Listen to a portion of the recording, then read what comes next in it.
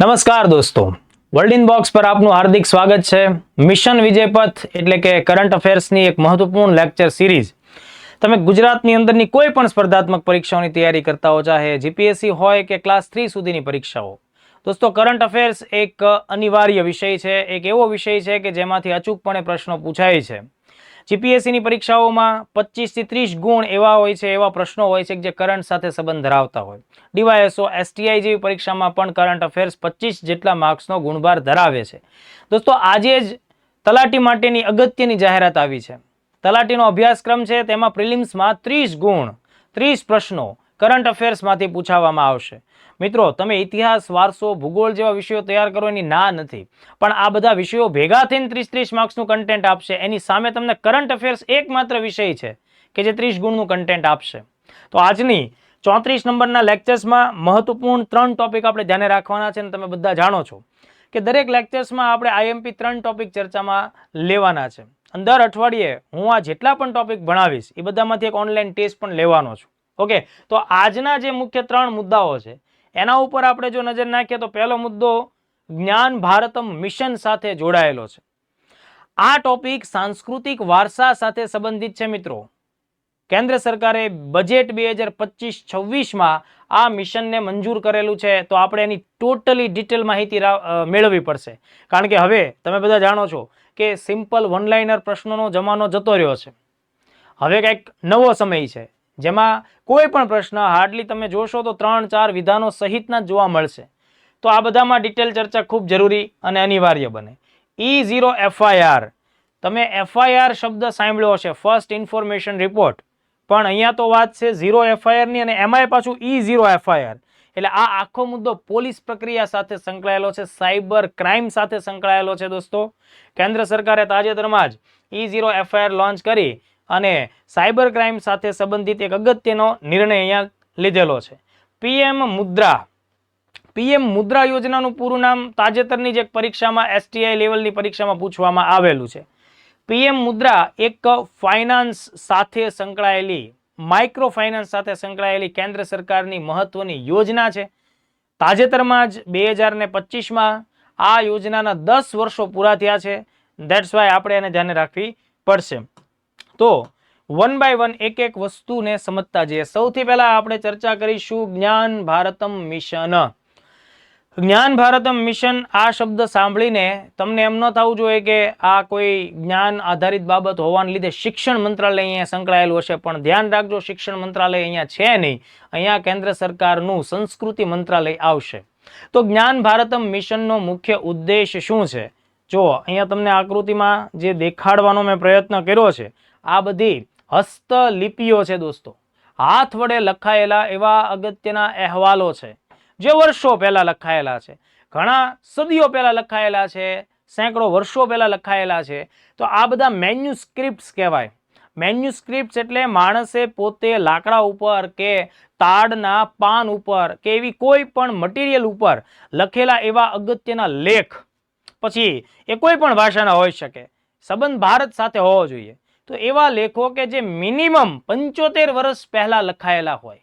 જો અહીંયા તમારે ધ્યાન રાખવાનું છે, મિનિમમ 75 વર્ષ પહેલા લખાયેલા, હાથથી લખાયેલા, લાકડા ઉપર કે એવી કોઈ પણ વસ્તુ ઉપર લખાયેલા છે, કે જેમાં ભૂતકાળના સમયની, પ્રાચીન સમયની ભારતની કોઈ રાજકીય માહિતી આપણને મળવા પાત્ર હોય, સાંસ્કૃતિક માહિતી મળવા પાત્ર હોય, અથવા તો એવી કોઈ આધ્યાત્મિક બાબતનો પણ ભલે ને ઉલ્લેખ મળતો હોય, તો આ બધાને કહેવાય હસ્તલિપિઓ, મેન્યુસ્ક્રિપ્ટ્સ કહેવાય।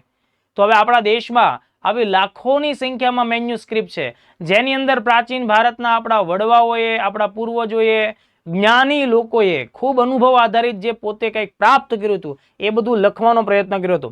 એ સમયમાં દોસ્તો ડિજિટલ કન્ટેન્ટ નહોતું, એ સમયમાં કાગળ નહોતા, એટલે આવી બધી વસ્તુઓમાં અભૂતપૂર્વ નોલેજ સચવાયેલું છે। એમ કહી શકાય કે ભારતનો ખરો વારસો આમાં લખાયેલો છે। એટલે કેન્દ્ર સરકારને ચિંતા થાય છે કે ભાઈ આ પ્રકારની વસ્તુઓ છે એને જો પ્રોપર વેમાં સાચવવામાં નહીં આવે તો એક સમયે નાશ પામશે, અને એના લીધે આપણી અત્યારની પેઢી અને આગામી પેઢી ભારતના અમૂલ્ય વારસાથી વિમુખ રહેશે।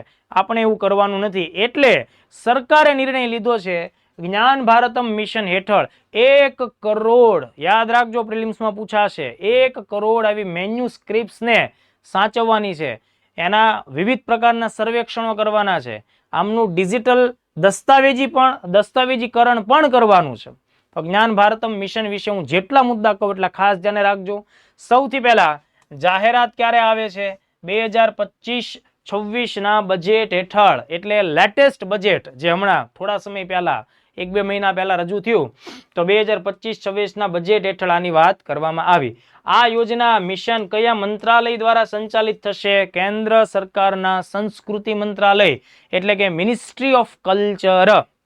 આ વિડીયો જોતા દરેક વિદ્યાર્થીઓ કોમેન્ટ્સમાં અચૂકપણે લખવાનું છે કે ભારત સરકારના વર્તમાન સમયમાં સંસ્કૃતિ મંત્રી કોણ છે, બરાબર, મિનિસ્ટર ઓફ કલ્ચર કોણ છે, એ તમે મને અચૂકપણે આપજો. હવે જો દોસ્તો, પેપર સહેલું નીકળે અથવા તો સજ્જન માણસ જો પેપર કાઢે, એના મનમાં તમને હેરાન કરવાનો ભાવ ન હોય તો સીધું જ પૂછે કે આ મિશનનો ઉદ્દેશ જણાવો. તો મેન્યુસ્ક્રિપ્ટ એટલે કે હસ્તલિપિઓ, હસ્તપત્રોની જાળવણી, આ મિશનનો મુખ્ય ઉદ્દેશ છે, બરાબર. તો આ બધામાંથી વિધાનવાળા ક્વેશ્ચન્સ આવી શકે, પણ આટલાથી તમને સંતોષ ન થવો જોઈએ, કારણ કે તમે સ્પર્ધાના જટિલ અને કટ્ટર સ્પર્ધાના યુગમાં જીવો છો. આટલી માહિતી ઇનફ નથી, એનાથી પણ આગળ તમારે વાત કરવી પડશે, ધ્યાન રાખવું પડશે. મેં હમણાં જ વાત કરી, આવા પ્રકારના બહુ જ બધા લેખ ભારતમાં છે, લાખોની સંખ્યામાં છે, બરાબર. બૌદ્ધ ધર્મ હોય, જૈન ધર્મ હોય, હિન્દુ સનાતન ધર્મ હોય, સંસ્કૃત હોય, આવા બહુ જ બધા જૂના લેખો આપણને મળ્યા છે, બરાબર. તો આ પ્રકારના લેખોને જાળવવા માટેની આ બાબત છે. સરકારે મિનિમમ ક્રાઇટેરિયા વર્ષ જે નક્કી કર્યા છે મેન્યુસ્ક્રિપ્ટના, એ કેટલા? તો કે ભાઈ ન્યૂનતમ 75 વર્ષ જૂના હોવા જોઈએ. 75 વર્ષથી પાછળ કોઈ પણ વર્ષ, પણ મિનિમમ 75 વર્ષ પહેલાની બાબત હોવી જોઈએ. તો સ્વાભાવિક છે, 75 વર્ષ એટલે શું? આપણી આઝાદીનો સમયગાળો, બરાબર. તાજેતરમાં જ આપણે આઝાદીના કેટલા વર્ષ પૂરા કર્યા છે? 75 વર્ષ 2022માં. એટલે કે આઝાદી પહેલાના સમયની આવી કોઈ પણ તમારી પાસે દસ્તાવેજ હોય, એ તમારા ઘરે હોય, લાઇબ્રેરીમાં હોય, કોઈ સંસ્થાએ સાચવા હોય, જેમ કે જૈન ગ્રંથાલયોમાં આવું બધું બહુ મળે છે, બૌદ્ધ ગ્રંથાલયો હોય એમાં પણ આવું બધું બહુ મળે છે, તો એ હોવો જોઈએ. પણ એની પાછી વિશેષતા છે. શું વિશેષતા છે? કે આ બધા લેખ છે એ કેવા હોવા જોઈએ? ઐતિહાસિક હોય, વૈજ્ઞાનિક કોઈ માહિતી આપતા હોય, કે ભાઈ કોઈ કળા સંસ્કૃતિ સાથે સંકળાયેલા હોય. પછી તમે એમ કહો કે ભાઈ મારા ઘરમાંથી હવે 2 લાકડા મળ્યા છે, મારા દાદાએ કંઈક લખ્યું છે, એમ ન હાલે. એમાં પાછું દેશનો વારસો સચવાયેલો હોવો જોઈએ, બરાબર. કોઈ રાજવંશ સાથે સંકળાયેલો વિગત હોવી જોઈએ. તો અહીંયા 75 વર્ષ, ધ્યાન આપવું, 75 વર્ષ. હવે જે વિદ્યાર્થીઓ જીપીએસસીની તૈયારીઓ કરે છે એના માટે આ ડેટા જાણવો, આ વર્ષ જાણવું પરફેક્ટલી એ ખૂબ જરૂરી છે, અને ખાસ ધ્યાને રાખીએ. હવે જુઓ દોસ્તો, જ્ઞાન ભારતમ મિશનમાં પ્રિલિમ્સ માટે ધ્યાન રાખવું, વિધાનવાળા પ્રશ્નોમાં કુલ કેટલી હસ્તપ્રત એટલે કે મેન્યુસ્ક્રિપ્ટ્સને સંરક્ષિત કરવાનો લક્ષ્યાંક રાખવામાં આવ્યો છે? 1 કરોડ. આ મોસ્ટ આઈએમપી, ભૂલાય નહીં, ભૂલતા નહીં. પરીક્ષામાં હું જે કહું છું એને ખાસ ધ્યાન રાખજો, આ પૂછી નાખશે. અહીંયા તમને શું આપી દેશે? કે ભાઈ 10 લાખ આપી દેશે, બરાબર, 10 કરોડ આપી દેશે. ઓકે, તમારે ધ્યાન રાખવાનું 1 કરોડ. હવે જુઓ, ધ્યાન આપો, આ 1 કરોડ છે ને, એને મારે બીજી રીતે લખવું હોય તો શું લખાય? 10 મિલિયન લખાય. એટલે પેપર કાઢવા વાળો જો છે ને થોડોક વધારે ચતુર હોય તો એ આપશે કે ભાઈ 10 મિલિયન હસ્તપ્રતો ને સાચવવાનું. તો ત્યારે પાછા તમે થોડાક બુદ્ધિ વાપરજો, બરાબર, થોડાક મીઠાનો ઉપયોગ કરજો કે ભાઈ 10 મિલિયન કીધું તો કે ના મારા સાહેબે તો 1 કરોડ જ કીધું હતું, પણ 1 કરોડ ને આમ પણ કહેવાય, 10 મિલિયન એટલે 1 કરોડ થાય, બરાબર. એટલે આને પણ તમારે થોડુંક ધ્યાને રાખવાનું, બંને પ્રકારના આંકડાઓ ધ્યાને રાખવાના. હસ્તપ્રતને શું કરવાનું છે? એના સર્વેક્ષણો કરવાના છે. સર્વેક્ષણનો મતલબ શું થશે આ મિશનમાં? કે એવા કયા સ્થળો છે કે જ્યાં આવી હસ્તપ્રત લિપિઓ મળે છે, એટલે એનો સર્વે કરો, એનું રક્ષણ કરો. મતલબ અમુક એવા બહુ જૂના કાગળ હશે, બરાબર, તો એને લેમિનેટ કરો, બરાબર. લેમિનેટ કરવાથી ભેજથી બચાવી શકાય, પાણીથી બચાવી શકાય, બરાબર. એનો ઉપયોગ કરતી વખતે વધારે ઘર્ષણ થાય તો ફાટે નહીં, એટલે એને સંરક્ષણ આપો. એમનું દસ્તાવેજીકરણ. દસ્તાવેજીકરણ એટલે શું? માનો કે કોઈ તમારી હાથમાં લેખ આવ્યો, એમાં કોઈ રાજવંશની ચોક્કસ માહિતી લખી, તો તમે એના ઉપરથી એક લેખ લખી નાખો, તૈયાર કરો કે આ લિપિમાં શું લખ્યું છે, એટલે એનું આખું ડોક્યુમેન્ટેશન થાય, અને એનું ડિજિટલ સ્વરૂપે રૂપાંતરણ પણ કરો. મતલબ ઓનલાઈન વેબસાઇટ ઉપર પણ એ પાછું શું આવવું જોઈએ? અવેલેબલ હોવું જોઈએ. તો આ 4 એંગલ તમારે ધ્યાને રાખવા જોઈએ બાળકો. 4 એંગલ છે એ તમને ધ્યાનમાં રાખવા જોઈએ. મતલબ પેપર કાઢવા વાળો આ બધામાંથી પણ શું કરશે? વિધાન કાઢી શકે કે આમાં જૂની સ્ક્રિપ્ટ છે એનું દસ્તાવેજીકરણ થશે, જૂની સ્ક્રિપ્ટ છે એનું ડિજિટલાઇઝેશન પણ થશે. તો એ પેપર કાઢવા વાળા ઉપર ડિપેન્ડ કરે. હવે જો આ જે પણ હસ્તપ્રતોને અહીંયા સંરક્ષિત કરવામાં આવશે, ક્યાં ક્યાં આવશે તો ધ્યાન આપો. એક જ સ્થળે બધું ભેગું નહીં કરવામાં આવે. જે પ્રયોગશાળામાં છે ત્યાં ત્યાં રહેવા દેવામાં આવશે, જે સંગ્રહ સ્થાનોમાં છે એને ત્યાં ત્યાં રહેવા દેવામાં આવશે, પણ એને જાળવણી માટે કેન્દ્ર સરકાર પૈસા ફાળવશે આ આખા મિશનમાં. એટલે હસ્તપ્રતોની જાળવણી માટે, બરાબર, આ ફાળવણી છે તમારે લખવાનું છે જાળવણી. વિવિધ સંસ્થાઓ જેમ કે ઇન્સ્ટિટ્યુશન્સ હોય, બરાબર, ગુજરાતમાં પણ ઘણી બધી સંસ્થાઓ છે જે કળા સંસ્કૃતિ ઉપર કામ કરે છે, તો ત્યાં એમની પાસે રહેવા દેવામાં આવશે. સંગ્રહાલયો, પુસ્તકાલયો, ખાનગી સંગ્રહ સ્થાનો હશે, આ પણ ધ્યાને રાખવું. ખાનગી પ્રાઇવેટ સંગ્રહ સ્થાનો હશે ને એને પણ આમાં ફંડ આપવામાં આવશે આ કામગીરી કરવા માટે. એટલે માનો કે વિધાનમાં આપી દીધું કે માત્ર સરકારી સંસ્થાઓમાં જ પ્રયત્ન થશે, તો એ જે છે ને તમારે વહીવટ સમજવાનો. તમારે પ્રિલિમ્સમાં એક વાત હંમેશા યાદ રાખવાની, હું તમને એક શોર્ટ ટ્રીક આપું છું. જ્યારે પણ પ્રિલિમ્સમાં વિધાનવાળા સવાલમાં કોઈ પણ બાબતની આગળ માત્ર શબ્દ આવે ને એટલે સમજી લેવાની ખોટું છે. માત્ર વાળો સવાલ 99% કેસમાં વિધાન ચોકડીત પાડી દેજો, એટલે ખાનગી સંગ્રહ સ્થાનોનો પણ સમાવેશ થશે. બીજું શું યાદ રાખશું કે આ જેટલું પણ નોલેજ મળે છે એને નેશનલ લેવલે ડિજિટલ રિપોઝિટરીમાં રૂપાંતરિત કરીશું. એટલે એનો મતલબ એમ થાય કે એક વેબ પોર્ટલ બનાવશું અને એમાં બધી માહિતી સંગ્રહિત રાખશું, જેનાથી વિદ્યાર્થીઓને, સંશોધકોને, અત્યારની પેઢીને, આવનારી પેઢીઓને બધાને શું થશે? ફાયદો થશે. તો આ બધા મુદ્દાઓ તમારે ખાસ ધ્યાન રાખવાના. હવે જુઓ, થોડોક કહાનીમાં ટ્વિસ્ટ લાવવો પડશે. આ જ્ઞાન ભારતમ મિશન ભલે 2025-26ના બજેટમાં ડિક્લેર કરવામાં આવ્યું, તો એનો મતલબ એમ થાય કે ભાઈ અત્યાર સુધી શું આવો કોઈ પ્રયત્ન થયો જ નહોતો? તો જવાબ છે કે ભાઈ પ્રયત્નો થયો હતો. કેન્દ્ર સરકારે 2003માં, બરાબર, કેન્દ્ર સરકાર એટલે 2003 એટલે યાદ કરો અટલ બિહારી વાજપેયીના સમયમાં જ, બરાબર, અટલ બિહારી વાજપેયીના સમયમાં 2003ની અંદર નેશનલ મિશન ફોર મેન્યુસ્ક્રિપ્ટ્સ કરીને એક અભિયાન ચલાવવામાં આવેલું છે જે અત્યાર સુધી કામ કરે છે, બરાબર. તો આ NMM ઓલરેડી અત્યાર સુધી કામ કરે છે. આ જ વસ્તુ હવેથી જ્ઞાન ભારતમ મિશન તરીકે ઓળખાશે. આ તમારે ધ્યાન રાખવું, વિધાનમાં આ વસ્તુ પૂછી શકાય. તો આ જ્ઞાન ભારતમ મિશન કોનું વ્યાપક સ્વરૂપ છે, વધુ ડિટેલ સ્વરૂપ છે? NMM મતલબ કે નેશનલ મિશન ફોર મેન્યુસ્ક્રિપ્ટ્સ. આ અત્યાર સુધી આ જે મિશન ચાલતું હતું, જૂનું મિશન, કોણ ચલાવતું હતું? Indira Gandhi national centre for arts, એ એની મુખ્ય સંસ્થા હતી. તો આટલા મુદ્દાઓ તમારે ખાસ ધ્યાને રાખવા. તો ખાસ ફરીથી કહું છું, આ જે NMM નું વધારે સુધારેલું મોટું સ્વરૂપ એટલે જ છે જ્ઞાન ભારતમ મિશન. તો આ મુદ્દો અચૂકપણે તમારે ધ્યાને રાખવાનો થશે. આ વખતના બજેટમાં અત્યાર સુધી દર વર્ષે જે NMM ની આપણે વાત કરી એને સરકાર એવરેજ કેટલા રૂપિયા આપતી હતી? વર્ષે 3.5 કરોડ. આ વખતે કેટલા ફાળવ્યા છે? 60 કરોડ. આના ઉપરથી સાબિત થાય કે સરકાર આ બાબતે કેટલો સિરિયસ એફર્ટ કરવા માંગે. મતલબ કે 20 ગણું બજેટ વધારવામાં આવ્યું છે ઓન એન એવરેજ. એટલે વ્યાપક રીતે કામગીરી થશે. 60 કરોડ રૂપિયા. બુદ્ધિશાળી વિદ્યાર્થીઓ જો હોય એને મારે કહેવાની જરૂર નથી કે આ આંકડો તમારે યાદ જ રાખવાનો હોય, કારણ કે આ અત્યારનું બજેટ છે. આ વર્ષની પરીક્ષામાં જ્ઞાન ભારતમ મિશન માટે ટોટલ કેટલા રૂપિયા ફાળવ્યા? 60 કરોડ. પણ ટોટલ 2024 થી 31 સુધીનો સમય સરકારે વિચાર્યો છે કે આપણે આ મિશનને એટલા લાંબા સમય સુધી ખેંચવાનું છે, એના માટે ટોટલ કેટલું? 482.85 કરોડ રૂપિયાની ફાળવણી. પણ આ આંકડો અત્યારની 1.5 વર્ષની પરીક્ષા માટે એટલો IMP નથી. આ આંકડો IMP છે, એટલે તમારે ખાસ ધ્યાને રાખવું. હજી જુઓ, કેટલાક ક્રૂર માણસો પેપર કાઢે, સામાન્ય માણસો નહીં, ક્રૂર માણસો, જેનો ઉદ્દેશ હોય કે પેપર લખતી વખતે, સોલ્વ કરતી વખતે તમે ગુંગળાઈ જાઓ, બરાબર, તમારી મૃત્યુ નજીક આવી જાય. એટલે એ લોકો કેવા પ્રશ્નો કાઢશે કે આ મિશનમાં કેવી ટેકનોલોજી વાપરવામાં આવશે? એટલે સીધો પ્રશ્ન નહીં, વિધાનમાં પૂછે કે અહીંયા AI નો ઉપયોગ થશે, કૃત્રિમ બુદ્ધિમત્તાનો ઉપયોગ થશે, 3D મોડેલિંગનો ઉપયોગ થશે. હવે હું જે શબ્દ બોલું છું ખાસ ધ્યાન રાખજો. AI ની મદદથી નવું કન્ટેન્ટ ક્રિએટ કરવામાં નહીં આવે. AI ઓલરેડી અત્યારે જે કન્ટેન્ટ હશે એને પ્રિઝર્વ કરવા માટે, મતલબ કોઈ જગ્યાએ કંઈક 2 પાના ફાટી ગયા, હાલો મળતા જ નથી તમને, બરાબર, પેજ નંબર 25 મળ્યું, 26, 27 છે જ નહીં, 28. તો AI કલ્પના કરશે કદાચ અહીંયા આ પ્રકારનો કન્ટેન્ટ હોય શકે. એટલે એ રીતની બાબતમાં આ મદદરૂપ તમને થશે. વધતા શું કરશે AI કે માનો કે અલગ અલગ શહેરોમાંથી તમને કંઈક મેન્યુસ્ક્રિપ્ટ્સ મળ્યા, તો કોણ નિયર બાય નજીકની લેંગ્વેજ ધરાવે છે, સબ્જેક્ટ ધરાવે. તો કેટેલોગ તમારે તૈયાર કરવા છે, વર્ગીકરણ કરવું છે, તો AI નો ઉપયોગ થાય. તો આવા બધા એંગલ પણ તમારે ખાસ ધ્યાને રાખવાના થશે. તો આઈ થિંક કે આ આખું મિશન તમને ખબર પડવી જોઈએ. કેન્દ્ર સરકારનું સંસ્કૃતિ મંત્રાલયનું જૂના જે બધા હસ્તપ્રત છે એને સાચવવા માટેનું મિશન છે.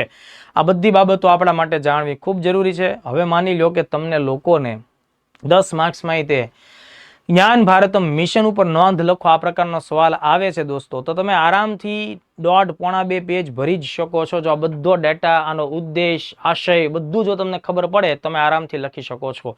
ચાલો, તો પહેલો મુદ્દો કમ્પ્લીટ થાય છે. ધેન આફ્ટર આપણે બીજો મુદ્દો ધ્યાને રાખવાનો છે અને એ છે E0 FIR. E0 FIR 20 અથવા 21/5/2025 એટલે છેલ્લા 2 દિવસની અંદર જ કેન્દ્ર સરકારના ગૃહમંત્રી શ્રી અમિતભાઈ શાહ દ્વારા આ નવો કોન્સેપ્ટ જાહેર કરવામાં આવ્યો છે E0 FIR નો. હવે પહેલા તો આ આખા શબ્દોને આપણે સમજવાનો પ્રયત્ન કરીએ. આ શબ્દ છે FIR, બરાબર? First information report. તમારી સાથે કોઈ ગુનાહિત અપરાધ થાય છે તો તમે પોલીસ સ્ટેશન જઈ તમારી સાથે ઘટેલી ઘટના અંગે રજૂઆત કરો છો અને પોલીસ એ સામાન્ય માહિતી તૈયાર કરી અને પોતાની કાર્યવાહીનો દોર આગળ વધારે છે. આ જે બાબત છે એને આપણે FIR કહેતા હોઈએ, બરાબર છે?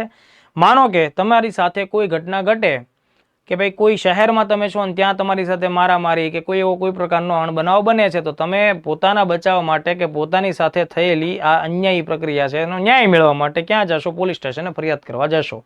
તમે તમારી રજૂઆત કરી, બરાબર? એને FIR તરીકે આપણે ઓળખીએ છીએ. તો FIR શબ્દ તમને બેઝિકલી ખ્યાલ આવ્યો, પણ હવે એનાથી થોડું ડિટેલ આગળ એક શબ્દ છે 0 FIR. 0 FIR કોને કહેવાય એ સમજો. 0 FIR નો મતલબ એમ થાય કે તમારી સાથે કોઈ પણ અણબનાવ બન્યો અને તમે પોલીસ સ્ટેશને જાઓ છો તો પોલીસ વાળા પહેલા પૂછશે કે ભાઈ આ ઘટના ક્યાં ઘટી. તો તમે એમ કહેશો કે ભાઈ આ ઘટના અહીંયાથી મારી સાથે 10 કિલોમીટરની રેન્જમાં જ ઘટી છે. તો પોલીસ વાળા તમને અગાઉના સમયમાં એવું કહેતા હતા કે ભાઈ આ મામલો છે એ અમારી રેન્જમાં નથી આવતો, આ અમારી હદમાં આવતો નથી, ત્યાં ફલાણું પોલીસ સ્ટેશન લાગવું પડે, એટલે તમારે ફરિયાદ કરવા માટે ત્યાં જવું પડે. આ સામાન્ય FIR ની કન્ડિશન હતી. પણ 0 FIR નો મતલબ એ થશે કે 0 FIR આપણા દેશમાં 2013 થી અમલમાં આવ્યું છે. એટલે તમે માનો કે દિલ્હીમાં છો, દિલ્હીમાં તમને કહો કે 2-5 ફટાકા ઠોકી દીધા અને તમે પછી ફટાફટ ગુજરાતની ટ્રેનમાં બેસીને અમદાવાદ પહોંચી ગયા, તો તમે એ ઘટનાની ફરિયાદ અમદાવાદમાં પણ નોંધાવી શકો. અમદાવાદનું પણ કોઈ પણ પોલીસ સ્ટેશન છે એ ફરિયાદ લેવાની મનાઈ નથી કરી શકતું. આને કહેવાય 0 FIR, બરાબર? પછી અમદાવાદના પોલીસ સ્ટેશને એ ફરિયાદ નોંધાશે અને પછી અમદાવાદ આ તમારી સાથે ઘટના ક્યાં ઘટી? તો કે આ વિસ્તારમાં ઘટી. તો ત્યાંના નિયર બાય પોલીસ સ્ટેશનને આ ફરિયાદ ટ્રાન્સફર કરશે. આ પ્રકારની જે બાબત મેં તમને કીધી એને 0 FIR કહેવાય. 0 FIR એટલે તમે તમારી સાથે આપણા દેશમાં કોઈ પણ જગ્યાએ કોઈ પણ એવી અઘટિત ઘટના ઘટે તો તેની ફરિયાદ એ જ વિસ્તારના પોલીસ સ્ટેશનને કરવી જરૂરી નથી. એ ફરિયાદ તમે દેશના કોઈ પણ પોલીસ સ્ટેશને જઈને કરી શકો છો અને પોલીસ સ્ટેશન એ ફરિયાદ નોંધવાની મનાઈ કરી શકતું નથી. આ બાબત ખાસ ધ્યાન રાખજો. આ વ્યવસ્થા ક્યારથી અમલમાં આવી? 2013 થી. એટલે જો ધ્યાન આપો, 0 FIR કયા વર્ષથી અમલમાં આવે છે? 2013. 2012માં દિલ્હીમાં Nirbhaya rape and murder case થયો હતો અને એના લીધે આખા દેશમાં બહુ જ બધા સુધારાઓની માંગ પણ આવી હતી. અને એ આખી બાબતને ધ્યાનમાં રાખીને એક બહુ હાઈ લેવલની Verma committee, justice Verma committee બની હતી. જસ્ટિસ વર્મા કમિટીની ભલામણોને ધ્યાનમાં રાખીને સરકારે 0 FIR નો કોન્સેપ્ટ લાગુ કર્યો. તો તમને જો FIR ખબર પડી ગઈ, 0 FIR ખબર પડી ગઈ. હવે આગળ એક શબ્દ લટકાનો લાગ્યો છે, એ છે E0 FIR. તો હવે E0 FIR શું છે સમજો. હવે E0 FIR નો કોન્સેપ્ટ સાયબર ક્રાઇમ સાથે છે. તમારી સાથે માનો કે કોઈને કોઈ પ્રકારનો સાયબર ક્રાઇમ થયો જે મોટા ભાગે આર્થિક છેતરપિંડીના સંદર્ભમાં છે. દાખલા તરીકે તમારી સાથે ઓનલાઈન ફ્રોડ થયું અને તમારી કોઈ રકમ જતી રહી, 10,000 20,000 તૈયારી કરતા હશો અત્યારે, એટલે ગરીબ હશો, એટલે માનો કે 200 રૂપિયા, બરાબર, કોઈ પણ પ્રકારની રકમ તમારી પાસેથી અત્યારના ધોરણે જતી રહી. તો તમે ફરિયાદ નોંધાવવા માટે શું કરો? તમારી પાસે 2 રસ્તા છે. ધ્યાનથી, તમારી પાસે 2 રસ્તા છે. તમારી સાથે સાયબર ક્રાઇમ થાય છે તો ફરિયાદ નોંધાવવાના તમારી પાસે 2 રસ્તા છે. રસ્તો નંબર 1 કે તમે ફોન ડાયલ કરો એક નંબર ઉપર 1930 નંબર 1930 આપણા દેશની ફ્રી હેલ્પલાઇન નંબર છે સાયબર ક્રાઇમ રિલેટેડ 1930. તો એ નંબર ઉપર તમે ડાયલ કરીને તમારી સાથે જે કાંઈ પણ દુર્ઘટના ઘટી કે સાહેબ છેલ્લા 200 હતા ઉઠાવી ગયા આ લોકો, આ રીતે તમે ફરિયાદ નોંધાવી શકો. બીજો રસ્તો શું? તો કે તમે કેન્દ્ર સરકારના ગૃહ મંત્રાલયે cyber crime reporting portal, national cyber crime reporting portal એક વેબસાઇટ બનાવી છે, ત્યાં જઈને ફરિયાદ નોંધાવો. www.cybercrime.government.in આ એ ફરિયાદ માટેનું પોર્ટલ છે. ઓકે, તો બે રસ્તા મેં તમને સમજાવ્યા, તમે ખાસ સમજી ગયા. હવે શું થાય? આ બેમાંથી કોઈ પણ રસ્તો, જો આ પૂછાયેલો ક્વેશ્ચન છે, આ બંને રસ્તા જ્યારે હું તમને લોકોને સાયન્સ ટેકનોલોજી ભણાવું અને એમાં સાયબર ક્રાઇમ ભણાવું ત્યારે આ બંનેનો ઉલ્લેખ આપણે થતો હોય. હમણાંની પરીક્ષામાં આ બંને વસ્તુ આઈએમપી છે.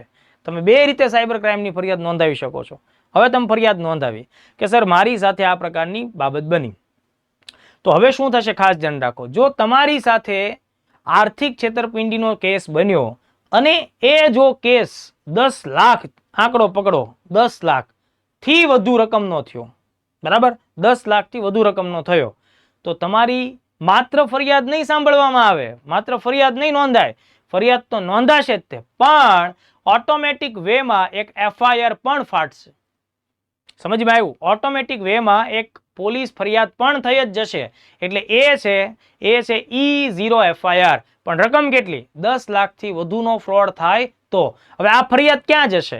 કેન્દ્ર સરકારના માધ્યમથી, ધ્યાન આપો, કેન્દ્ર સરકારના માધ્યમથી દિલ્હી સાયબર પોલીસ ક્રાઇમમાં જશે. તમે એમ કહો સર મારી યારે તો ફ્રોડ અમદાવાદમાં થાય કે ગુજરાતમાં થાય, ભલે થાય.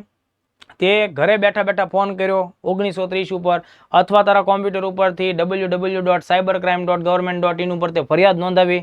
ઓકે, ભલે તું રાજકોટમાં છો, અમદાવાદમાં છો, કોઈ પણ જગ્યાએ છો, ક્લિયર, તારી ફરિયાદ 10 લાખથી વધારાની છેતરપિંડીની છે, યસ, તો સીધું કેન્દ્ર સરકાર શું કરશે? દિલ્હી સાયબર ક્રાઇમ પોલીસમાં તારી ફરિયાદ નોંધાવડી દે. તારે ફરિયાદ કરવા જવાની જરૂર નથી. આ બાબત ક્લિયર થઈ ગઈ. પછી શું થશે? તમારા ડિવાઇસના લોકેશન મુજબ દિલ્હી સાયબર ક્રાઇમ તમારા નિયર બાય પોલીસ સ્ટેશનને જાતે જ ફરિયાદ ટ્રાન્સફર કરશે. આને કહેવાય E0 એફઆઈઆર. તમારે આ ફરિયાદ નોંધાવ્યા પછીના 3 દિવસમાં રૂબરૂ જઈ અને તમારી આખી આપવીતી સમજાવવાની છે અને પછી રૂબરૂ તમારે એફઆઈઆરની આખી પ્રોસેસ આગળ વધારવાની છે. જો આટલું મેં તમને કીધું, જો આટલું તમને સમજમાં આવ્યું હોય તો તમે બુદ્ધિશાળી માણસ છો એવું ગણવાનું, નહીતર પછી સમજી લેવાનું કે ભાઈ આમાં આપણે કંઈક ઘણું બધું રિપેરિંગની જરૂરિયાત છે. તો આ જે કાંઈ મેં તમને કીધું એ આખી બધી વિગત છે. હવે એમાંથી એક્સ્ટ્રાઓર્ડિનરી કેટલાક મુદ્દા પકડો. E0 એફઆઈઆર કોનો કોન્સેપ્ટ છે? કેન્દ્ર સરકારના ગૃહ મંત્રાલયનું. ગૃહ મંત્રાલયના અંગ્રેજીમાં શું કહેવાય? મિનિસ્ટ્રી ઓફ હોમ અફેર્સ, બરાબર, ઘરની અંદર થતા અફેર એમ નહીં, દેશની અંદરની બાબતો. હવે આ મિનિસ્ટ્રી ઓફ હોમ અફેર્સ અંતર્ગત એક કેન્દ્ર છે દિલ્હી ખાતે, ધ્યાન આપજો, એનું નામ છે I4C. I4C, ધ્યાન આપજો, I4C નું પૂરું નામ પરીક્ષામાં પૂછી શકાય. I4C, I એટલે ઇન્ડિયન, 4C એટલે 4 એવા શબ્દો છે કે જે C થી ચાલુ થાય છે. સાયબર ક્રાઇમ કોર્ડિનેશન સેન્ટર ક્યાં આવ્યું છે? દિલ્હી ખાતે. એટલે પેપરમાં જે પ્રશ્ન પૂછાય તો એટલોય પૂછી શકે કે I4C નું પૂરું નામ જણાવો. Indian cyber crime coordination centre. આમાં ખાસ ધ્યાન રાખવા જેવો શબ્દ કયો છે? કોર્ડિનેશન. નિયર બાય શબ્દ શું આપે? કોર્ડિનેટેડ, બરાબર. એટલે આ શબ્દ તમારો વહીવટ કે ગેરવહીવટ ન કરી નાખે એ તમારે ખાસ ધ્યાને રાખવું પડશે.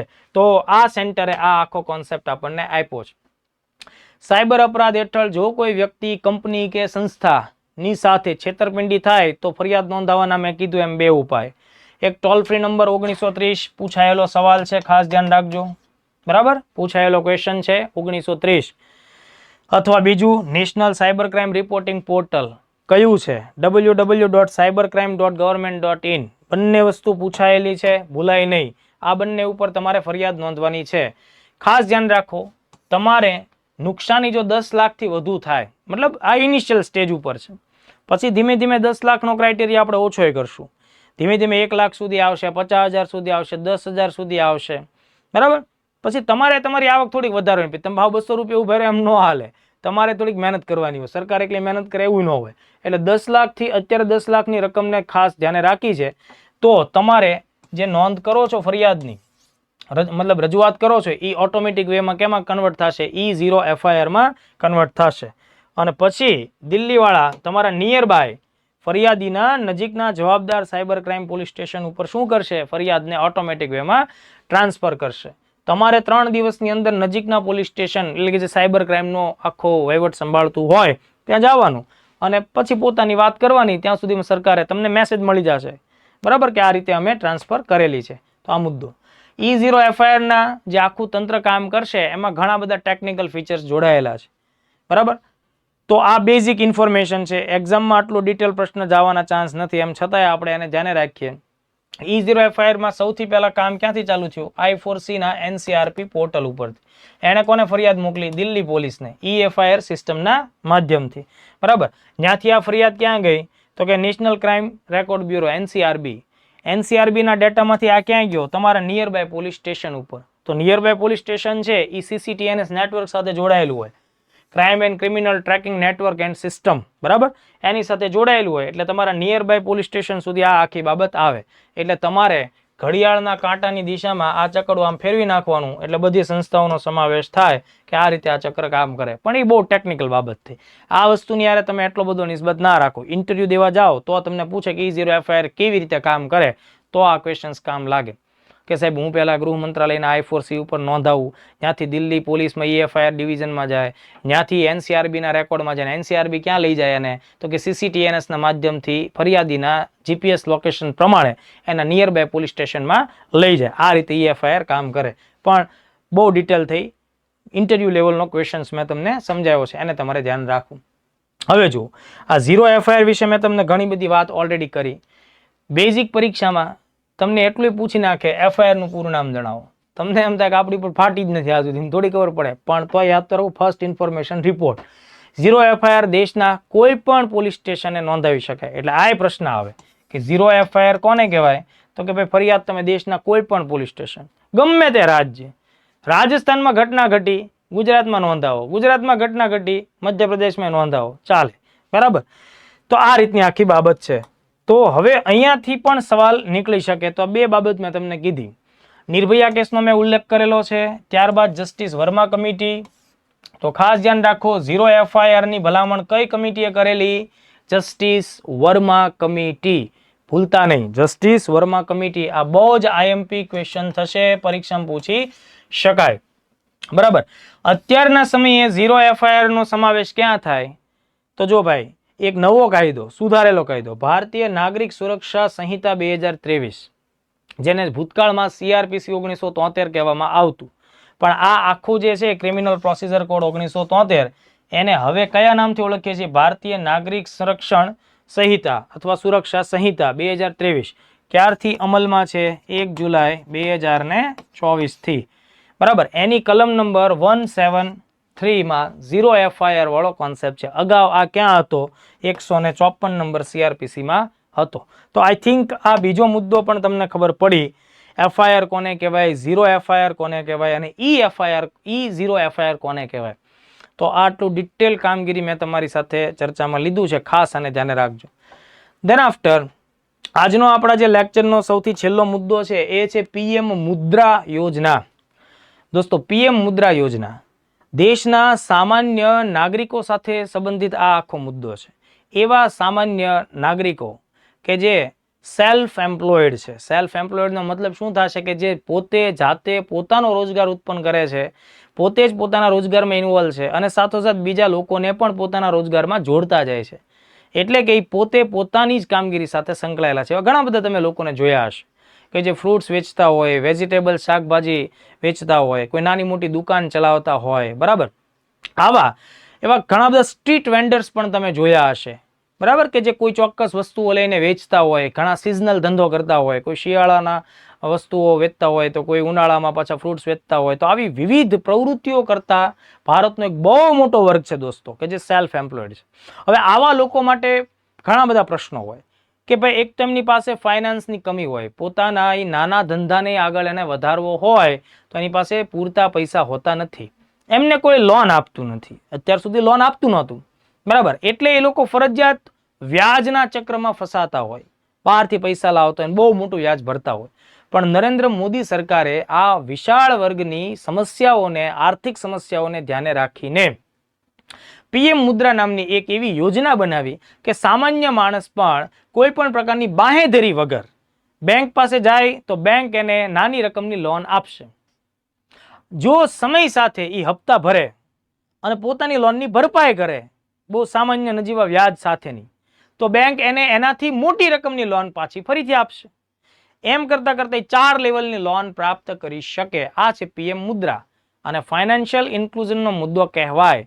નાના માણસને નાણાકીય સિસ્ટમમાં તમે સમાવેશ આપ્યો એટલે એ વ્યક્તિ પોતાના રોજગારમાં વધુ સુદૃઢ બનશે. તો મેં તમને કોન્સેપ્ટ સમજાવ્યો. નાના માણસને નાની લોન આપવાનો આખો કેન્દ્ર સરકારનો પ્રયત્ન છે. કેન્દ્ર સરકારની આપણે વાત કરતા હોય તો મંત્રાલય લાગુ પડશે, નાણાં મંત્રાલય, નિર્મલાબેન વાળું મંત્રાલય. બરાબર? તો તમે ખાસ ધ્યાન રાખજો. જે કાંઈ પણ મેં તમને કીધું છે એમાંથી આપણે હવે સવાલો જોઈએ. સૌથી પહેલા આ ટોપિક કેમ હું ચર્ચામાં લઉં છું એના 2 કારણો છે. એક કારણ એ છે કે 10 વર્ષ પૂરા કર્યા છે, તો આ બાળક 10 વર્ષનું થઈ ગયું છે. કેન્દ્ર સરકારનું પીએમ મુદ્રા નામનું બાળક કેટલા વર્ષ પૂરા કરે છે? 10 વર્ષ. 8 એપ્રિલ 2025 રોજ આ યોજનાના 10 વર્ષ પૂરા થયા. 10 વર્ષ પૂરા થયા હોય દોસ્તો, તો સ્વાભાવિક છે કે 10 વર્ષ પૂરા થાય એટલે એ યોજના લગાતાર 10 વર્ષથી ચાલી છે, તો કેન્દ્ર સરકારને કેટલો આનંદ થયો છે જીવનમાં. એટલે એણે બહુ બધી એની ખુશી મનાવી હશે અને ઉજવણી કરી હશે. એટલે કરંટમાં બધી જગ્યાએ ચર્ચામાં હોય. એટલે એક કારણ એ. ક્યારે શરૂ થયું હતું ભાઈ? 2015માં. ફાઇનાન્શિયલ યર 2015-16 ની અંદર. ઓકે, કોણે ચાલુ કરી હતી? તો અત્યારે આપણા દેશમાં એક જ ભાઈ છે જે બધું ચાલુ કરે છે, નરેન્દ્ર મોદી. એ સિવાય કોઈ ભાઈ છે નહીં જે ચાલુ કરે. એટલે એ બધી બાબત બેઝિક છે. વર્ષ તમારે યાદ રાખવાનું, 2015. એમાં ભૂલ ન કરતા. મંત્રાલય, એટલે આપણા બેનનું મંત્રાલય, શું નામ છે? નિર્મલાબેન. નિર્મલાબેનનું મંત્રાલય છે. એટલે આ યોજના છે, લોન આપવાની યોજના છે. એટલે કેન્દ્રનું નાણાં મંત્રાલય અહીંયા તમારે ધ્યાને રાખવાનું. જો આવું બહુ ધ્યાન રાખવું પડે. મંત્રાલય વગરની યોજના તૈયાર કરવી એટલે તમારે સમજી લેવાનું ભૂલ કરો છો. મંત્રાલય તો જોશે જ, ગમે તે યોજના હશે, કારણ કે વિધાનોની અંદર બીજું ત્રીજું વિધાન. યોજનામાં પૂછે શું માણા? મંત્રાલય તો પૂછે ને, વિભાગ પૂછે. એટલે ખાસ ધ્યાન રાખવું. નાના વ્યવસાયો માટે, આ નાણાં નહીં પણ નાના છે, ઓલું અંગ્રેજીમાં ટાઈપ થાય ને એટલે એમાં અનનું અણ થઈ ગયું. તો નાના વ્યવસાયો, નાના વ્યવસાયો માટે ક્રેડિટ પૂરી પાડવી. તો મુદ્રા લોન છે એ વિવિધ લાભાર્થીઓને મળશે. અને હા, મેક્સિમમ છે ને મહિલાઓને આપવામાં આવે છે. 70% લોન મહિલાઓને મળી 10 વર્ષમાં. એટલે મહિલાઓનું સશક્તિકરણ થાય. મહિલાઓ પોતે સેલ્ફ એમ્પ્લોયડ છે, એ વધારે કામગીરીમાં આગળ છે. તો એ બધી બાબતો. હવે જુઓ, આ સ્લાઇડ છે ને એને ગોખી મારજો. આ સ્લાઇડમાંથી 1 માર્ક્સ રોકડો છે. બરાબર? પાક્કી વાત છે. એક તો આનું પૂરું નામ પૂછાય. પૂરું નામ હમણાં ઓલરેડી પૂછાઈ ગયું. તો તમારે પીએમનું પૂરું નામ પ્રાઇમ મિનિસ્ટર થાય એટલે એમાં લોડ લેવાની જરૂર નથી. જે કાંઈ છે એ આમાં છે. મુદ્રા, MUDRA. એમ એટલે માઇક્રો, યુ એટલે યુનિટ્સ, ડી એટલે ડેવલપમેન્ટ, એન્ડ RA એટલે refinance agency. Micro units development and refinance agency, આ એનું પૂરું નામ થાય. ઓકે, ડન છે. ચાલો હવે જો ધ્યાન આપો. કારણ નંબર 2 જે મારે તમને સમજાવવાનું છે. કારણ એક તો સમજાયું, 10 વર્ષ પૂરા થયા એ. બીજું કારણ શું? આ યોજના જ્યારે શરૂ થઈ હતી ત્યારે લોન 3 કેટેગરીમાં આપવામાં આવતી હતી. બરાબર? લોન 3 કેટેગરીમાં આપવામાં આવતી હતી. શિશુ, કિશોર અને તરુણ. બરાબર? શિશુ, કિશોર અને તરુણ, 3 કેટેગરીમાં. તમે જ્યારે પહેલી વાર લોન અપ્લાય કરો ત્યારે તમને શિશુ લોન મળે રૂપિયા 50,000 સુધીની. બરાબર? રૂપિયા મેક્સિમમ અપ ટુ 50,000. જો 50,000ની લોન લઈને તમે સરકારનું બૂચ નથી મારતા અને ટાઈમસર હપ્તા ભરો છો, બેંકોને સમયસર પૈસા પાછા આપો છો, તો તમે થોડાક મોટા થઈ ગયા એવું ગણાય. શિશુમાંથી તમે કિશોર થયા તો 50,000 સુધીમાં તમે ક્લિયર થયા. તો હવે તમને શું મળશે? 50,000થી વધુ જોઈએ. 60, 70, 80,000, લાખ, 1.5 લાખ, 2 લાખ, 3 લાખ, 4 લાખ, 5 લાખ, 6 લાખ. નહીં બ્રેક મારવાની. 5 લાખથી આગળ વધવાનું ન. તો કિશોર અવસ્થામાં લોન તમને બેંક વાળા કેટલી આપશે? 5 લાખ. પછી એવું નહીં કે હાલો ભાગી જાય. 5 લાખમાં કઈ વધારે દૂર ભાગી ન શકો તમે. બરાબર છે? 5 લાખમાં ધંધો જ કરવાનો. તમે 1 લારી હલાવતા હતા, હવે તમારે 2 લારી હલાવવાની. બરાબર? ટાઈમસર હપ્તા ભરવાના. હપ્તો મોટો આવશે ને, કારણ કે તમે 50,000માંથી 5 લાખમાં ગયા. એટલે કિશોર અવસ્થામાં તમે 5 લાખ સુધીની ક્રેડિટ સરકાર પાસેથી મેળવી શકો. ફરીથી આપણે એવું નક્કી કરીએ કે તમે પાછું બૂચ ન માર્યું, ઈમાનદાર રહ્યા, મહેનત કરી, 3-4 લારી ઉતારી બજારમાં, પૈસા કમાણા, પછી તમને એમ જો કે હજી મારે બીજી 4 લારી ઉતારવી છે, ઓકે ડન. તો કિશોરમાંથી હવે તમે થઈ જાવ છો તરુણ, તો 5 લાખથી વધારે તમને લોન મળે અપ ટુ 10 લાખ સુધી. પછી જો 10 લાખમાં મેં કીધું એમ તમે એવી કંઈ કરતા નથી આડાવળું, ટાઈમસર હપ્તા ભરો તો જો આ 3 વસ્તુ તો અત્યાર સુધી હતી, આંકડાકીય માહિતી સાથે યાદ રાખજો હો ભાઈ. 50,000 સુધી, 50,000 થી વધારે પણ 5 લાખ સુધી, 5 લાખથી વધારે પણ અપ ટુ 10 લાખ સુધી, તો SKT બરાબર, SKT લોન તમને મળતી હતી. પણ 2024માં ઓક્ટોબર મહિનામાં ફેરફાર સરકારે કર્યો, 24મી ઓક્ટોબરથી 24 ઓક્ટોબર 2024, મતલબ તમે સમજો 7 મહિના પહેલાનું કરંટ અફેર્સ છે. 7 મહિના પહેલા સરકારે શું ફેરફાર કર્યો કે તરુણ લોન એ તે જે લોકો ટાઈમસર ભરી દે છે કોઈ પણ પ્રકારની બૂચગીરી વગર, તો તરુણ પ્લસ કેટેગરીનો સમાવેશ થાય. વિધાનોમાં પૂછવું હોય તો પૂછે કે પીએમ મુદ્રા છે એમાં અત્યારે કેટલી કેટેગરીમાં લોન મળવા પાત્ર થાય છે? 4. શરૂઆત થઈ હતી ત્યારે કેટલી કેટેગરી હતી? ત્યારે 3 કેટેગરી હતી. અત્યારે કેટલી? તો કે 10 લાખ સુધી તો હતું જ તે, 10 લાખથી વધારો કરીને અપ ટુ 20 લાખ, 20 લાખ રૂપિયા સુધીનો સમાવેશ થાય. તો હવે જો પેપર કાઢવાવાળો માણસ તમને આવું પૂછે છે, તમને આવડવું જોઈએ. પીએમ મુદ્રાનું પૂરું નામ, કયા વર્ષે શરૂ થયું? તો કે 2015માં. નાણાં મંત્રાલય નાના માણસોને, નાના વ્યવસાયોને લોન આપવા માટેની આ યોજના છે. અને એમાં શું હોય તો કે ભાઈ 3 ટાઈપની યોજના, 3 ટાઈપની લોન મળે. પહેલી વાર અપ્લાય કરો છો, શિશુ લોન મળે 50,000 સુધી, એ બધું ટાઈમસર તમે રીપે કરો છો કોઈ પ્રકારની છેડછાડ વગર, બરાબર છે. તો શિશુમાંથી તમને કિશોર અવસ્થામાં લઈ જવામાં આવે, કિશોર લોન મળે 50,000થી ઉપરની રકમ, 60-70 અપ ટુ 5 લાખ રૂપિયા સુધી, એ બધું રીપે કરો ટાઈમસર, બરાબર. તો તમે પાછા ક્યાં જાઓ? તો તરુણમાં જાઓ છો. ક્યાં સુધી હતું? 10 લાખ રૂપિયા સુધી હતું. 10 લાખથી આગળ જોગવાઈ નહોતી. સરકારે શું કર્યું? ફેરફાર કર્યો. સરકારે જોયું કે ભાઈ ઘણા બધા લોકો એવા છે કે જે અહીંયા સુધીના હપ્તા રેગ્યુલર ભરવા માંડ્યા, પછી સરકારની જરૂરિયાત સમજાણી કે ઓકે હવે આપણે ધીમે ધીમે એને આગળ વધારીએ. તો તરુણ પછી યુવાન નથી કર્યું, યાદ રાખો, તરુણ પ્લસ રાખ્યું છે. તો નવી કેટેગરી કઈ અર્થી? તરુણ પ્લસ, 10 લાખથી લઈને 20 લાખ સુધી. ચલો, આટલા ફેક્ટ્સ એકદમ ક્લિયર થવા જોઈએ અને આટલા મુદ્દાઓ ધ્યાન રાખવા જોઈએ. કોણ લોન આપશે? લોન આપનારી સંસ્થાઓમાં ધ્યાન આપો. કોમર્શિયલ બેંક્સ આપે, રિજનલ રૂરલ બેંક્સ હોય એ આપે, સ્મોલ ફાઇનાન્સ બેંક્સ હોય એ આપે, માઇક્રો ફાઇનાન્સ ઇન્સ્ટિટ્યુશન્સ હોય એ આપે, નોન બેન્કિંગ ફાઇનાન્શિયલ ઇન્સ્ટિટ્યુશન અથવા કંપની હોય એ આપે. આ થોડું યાદ રાખવું અઘરું પડશે પણ પૂછી નાખશે, બરાબર. કોમર્શિયલ બેંક એટલે જેમાં તમારું ખાતું હોય, ભલે પૈસા ન હોય, ખાતું હોય, એ બધી બેંકો. રિજનલ રૂરલ બેંક્સ જે ગામડાઓમાં હોય એ, સ્મોલ ફાઇનાન્સ બેંક્સ એ બધી. તો આ બધા કંપનીઓ છે જે પૈસા આપશે. કેવા કામ ધંધા કરવા હોય તો ઓનલાઈન ગેમ રમવા માટે ન આપે, પહેલી વાત તો, બરાબર. ટીમ બનાવો, ડ્રીમ 11 માટે ન આપે. નાના વ્યવસાયો માટે મળે, સ્મોલ મેન્યુફેક્ચર સેક્ટર માટે મળે, સર્વિસ સેક્ટર, ટિફિન તમારે સર્વિસ કરવી છે, ટિફિન સેવા ચાલુ કરવી, આ બધા ધંધા માટે મળે. શોપકીપર્સ, ફ્રૂટ્સ વેચવા હોય, વેજીટેબલ્સ વેચવું હોય તોય મળે. Food service, repair shops, mobile વગેરે અથવા બીજા કોઈ પણ સાધનો, મશીન ઓપરેટર્સ હોય, કારીગરો હોય એને પણ મળે, બરાબર. ફૂડ પ્રોસેસર, ટ્રક ઓપરેટર્સને મળે. બીજી એક ખાસ વાત, ખેતીમાં ન મળે, ખેતીમાં ન મળે. આની અંદર તમને કોઈ સબસિડી ના મળે. સબસિડી અને ખેતી બે ધ્યાન રાખવું. કઈ વસ્તુમાં ન મળે? ખેતી કામમાં પીએમ મુદ્રા કામ લાગે નહીં અને સબસિડી મળતી નથી. સબસિડીનો મતલબ એમ કે તમે 50,000 રૂપિયા ઉઠાવી જાઓ સરકાર પાસેથી, સરકાર પછી એમ કે 20,000 સબસિડી તમે 30 ભરવાના, એવું નહીં, બરાબર. એટલા બે મુદ્દા ધ્યાને રાખજો. શું ધ્યાને રાખશું? સબસિડી મુદ્રામાં હોતી નથી. બીજું, કૃષિમાં મુદ્રા હોતું નથી. આ બે બાબતો ખાસ ધ્યાન રાખો. બસ, તો પછી આજે એટલું જ ભણવાનું હોય. 3 મુદ્દા ઇનફ થઈ ગયા. આ 3 મુદ્દા પ્રિલિમ્સ, મેઇન્સ બધા એંગલમાં મેં તમને ભણાવ્યા છે. રેગ્યુલર ભણશો તો એક ક્વેશ્ચન્સ તમને અઘરો નહીં લાગવા દઉં કરંટ અફેર્સનો, જો તમે રેગ્યુલર આ બધી વસ્તુ ભણતા રહેશો તો. આવા લેક્ચર્સ રેગ્યુલર મળશે. તમારા મિત્રોને શેર કરજો, તમારી બહેનપણીઓ એને શેર કરજો, આસપાસના વડીલોમાં બધામાં તમારે આ બધા લેક્ચર શેર કરતા રહેવાના. વર્લ્ડ ઇન બોક્સના જ્યારે પણ લેક્ચર્સ આવશે દોસ્તો, એ ત્યારે પિન પોઈન્ટ સ્ટડી ઓરિએન્ટેડ જ હશે, નોલેજ બેઝડ જ હશે, જે પરીક્ષા લક્ષી હશે એ જ હશે. કારણ કે કરંટ અફેર્સ બહુ વિશાળ વિષય છે. રોજબરોજની સેંકડો ઘટનાઓ ઘટતી હોય, એ બધામાંથી પ્રશ્નો આવે નહીં. પ્રશ્નો એવા સિલેક્ટેડ મુદ્દાઓમાંથી જ આવતા હોય, એને આપણે ધ્યાન રાખીશું. પાછા આવતીકાલે નવા મુદ્દા, નવા ટોપિક સાથે મળીશું. ત્યાં સુધી જય હિન્દ, જય ભારત.